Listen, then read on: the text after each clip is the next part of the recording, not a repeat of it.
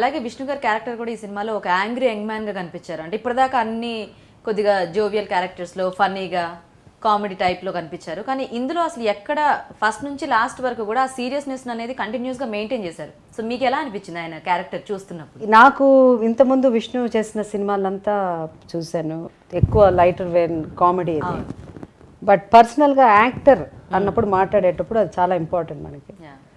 కామెడీని బాగా చేసి రాణించగలిగిన వాడే గొప్ప నటుడు అవుతాడు. ఎందుకంటే కొంతమందిని సీరియస్గా పెట్టి ఇట్లా పెట్టి అట్ట కెమెరాతో మేనేజ్ చేసిన ఇది కూడా ఉంటుంది, కానీ కామెడీని చేయడం అన్నవాడు డెఫినెట్గా 100% బాగా టాలెంటెడ్ ఉంటేనే చేయగలరు. ఆ విషయంలో బోత్ విష్ణు కానీ మనోజ్ కానీ ఇద్దరు నాన్న గొప్ప యాక్టర్ కాబట్టి సక్సెస్ఫుల్గా చేయగలిగారు. ఈ సినిమానే పెద్ద లెంత్ కాదు, ఉన్న చిన్న లెంత్లో ఒక్క ఎక్స్ప్రెషన్స్తోనే అంత పవర్ఫుల్ యాంగ్రీ యంగ్ మ్యాన్ అని చూపించడం అన్నది చాలా చాలా కష్టం. యాంగిల్స్ ఎంత పెట్టినా కూడా ఐజ్ అన్నది చాలా ఇంపార్టెంట్. సో తనకున్న హైట్ని ద వే అన్నీ తనకి ప్లస్ పాయింట్ అయింది. అది కాకుండా ఆ ఎక్స్ప్రెషన్ ఒక చాలా టిపికల్ ఐస్ చూస్తే చాలా డెడ్లీ అంటారు కదా, ఆ వర్డ్ అది కరెక్ట్. అది ఒక్కటే చాలు ఒక యాంగ్రీ. సో దీంట్లో ఏంటంటే ఇప్పుడు మళ్ళీ తను డిఫరెంట్ క్యారెక్టర్స్, ఇలాంటి క్యారెక్టర్స్ చేయడానికి ఊరికే అరిచేసి ప్రతిదానికి డైలాగ్ చెప్పి నేను వచ్చేస్తే నేను ఇది చేస్తా అది చేస్తా చెప్పాల్సిన అవసరం లేదు. సో విష్ణు అంటే ముందు నాకు పర్సనల్గా ఫీల్ అయింది is very very stylish and ఎక్కువ ఇది లేకుండా చాలా సటిల్గా బట్ ఎట్ వెరీ పవర్ఫుల్.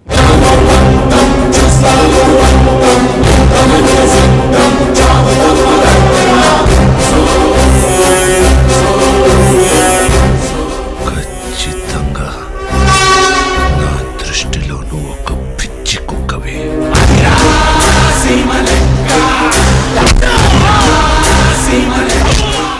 నటుడు ఏదైనా చేయగలగాలి. అటు ప్రతి కథానాయకుడు విలన్గాను చేయాలి, కామెడీగాను చేయాలి, హీరోగాను సెంటిమెంట్ డైలాగ్స్ చెప్పి.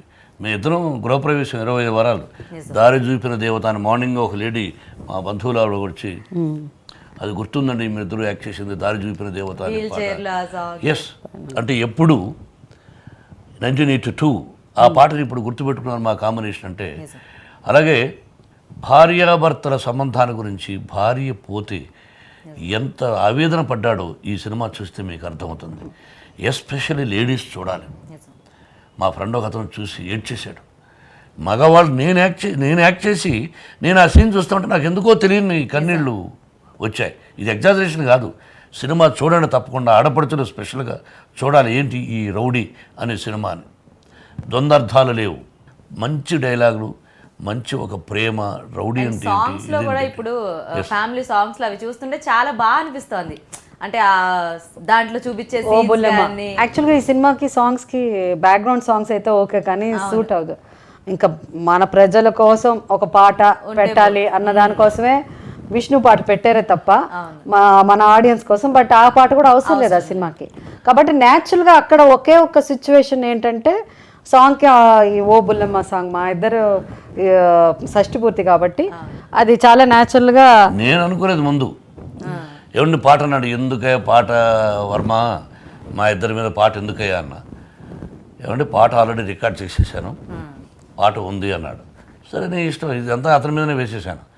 మరి ఈ రోజున నాకు నిజంగా షాక్గా ఉంది. ఎగ్జాజరేషన్ కాదు, సెల్ఫ్ డబ్బా కాదు. మీరు సినిమా చూశారు, జయసుధ మీరు చేసినటువంటి పాత్ర అత్యద్భుతంగా ఉంది అని అందరూ అంటూ ఉంటే నాకు షాక్గా ఉంది. నిజంగా బాగుంది. అండ్ ఓ బుల్లమ్మ ఎస్పెషలీ ప్రతి ఒక్కళ్ళు ఎంజాయ్ చేస్తున్నారు. అది ఎందుకంటే ఎంతమంది ఒకప్పుడు గొప్ప డాన్సర్స్ అయి ఉంటారు, ఎంతమంది కపుల్స్. మనం టీవీ షోలో ఇప్పుడు మా టీవీ షోస్ కానీ వీటిలంతా కపుల్స్ డాన్స్ చేయమంటే వాళ్ళకి 40 ఏళ్ళు ఉన్నా 50 ఏళ్ళు ఉన్నా వచ్చి చాలా అనిపించింది. మేము యాక్టర్స్ చేయడం కాదు, ప్రజల్లో కొంతమంది ఈ షోస్ లో పార్టిసిపేట్ చేసేటప్పుడు నేను ఎంత ఎంజాయ్ చేస్తానంటే నాకు ఎంత సంతోషంగా. ఎందుకంటే ధైర్యంగా వచ్చి చెయ్యాలి, వాళ్ళలో ఉన్న టాలెంట్ చూపించాలి. అందుకే ఏజ్ ఇస్ నాట్ వెరీ, అది ఇట్స్ నాట్ ఇదనమాట. బట్ మాకున్న ఆ ఏజ్ దీన్ని పెట్టుకుని క్యారెక్టరైజేషన్ షష్టిపూర్తి పాటలో వీళ్ళు ఇంత డాన్స్ చేస్తారా అని ఆ ఎక్స్ప్రెషన్స్ తంది కొన్ని భలే ఉంటాయి పంచ్.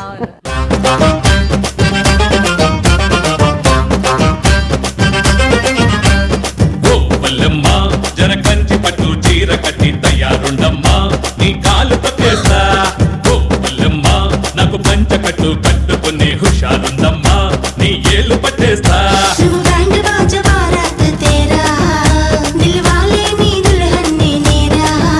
నీకు తాళి కట్టి ఈల కొట్టి గోల పెట్టి పెట్టి పెట్టి గోపులమ్మా నేను మేన కట్టి మోసు పెద్ద మోజు తిద్దమ్మా నీ సరసకు రానా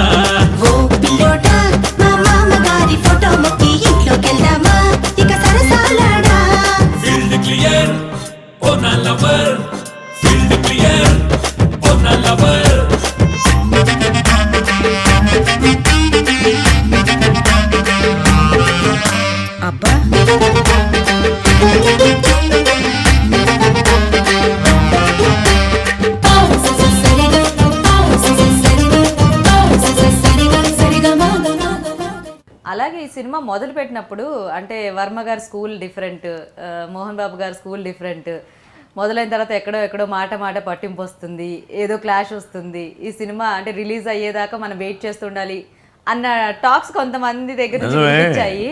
చూడమ్మా, కానీ భిన్న ధృవాలు భిన్న దృక్పథాలు ఉంటాయి. ఏం దాసనారాయణ గారు మెంటాలిటీ నా మెంటాలిటీ ఒకటే, రాఘవేంద్ర గారు నాదే ఒకటే, గోపాల్ది నాది ఒక మెంటాలిటీ, ఒక్కొక్కరిది ఒక మెంటాలిటీ. ఒకసారి దర్శకుడిని పెట్టుకున్న తర్వాత హీఈస్ ద క్యాప్టెన్, అతను చెప్పినట్టు వినాలి. మీకు ఎవరికి తెలియని విషయం, ఇప్పుడు నన్ను ఏమనుకుంటారు, నన్ను చూసి భయపడుతుంటారు అందరూ, మోహన్ బాబా అయ్యో అని.